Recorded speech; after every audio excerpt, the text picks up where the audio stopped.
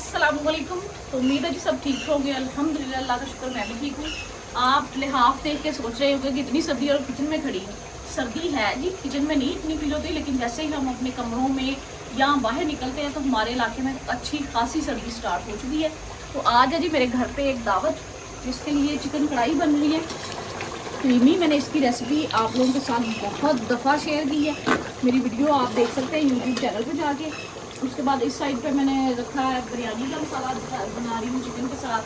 साथ में ये देखें, ये गार्निशिंग के लिए है जी, सालन के लिए है, ये चावलों के लिए है। ठीक है, इसमें मैंने ब्राउन प्याज भी निकाल लिया था पहले से, ऊपर गार्निशिंग करेंगे।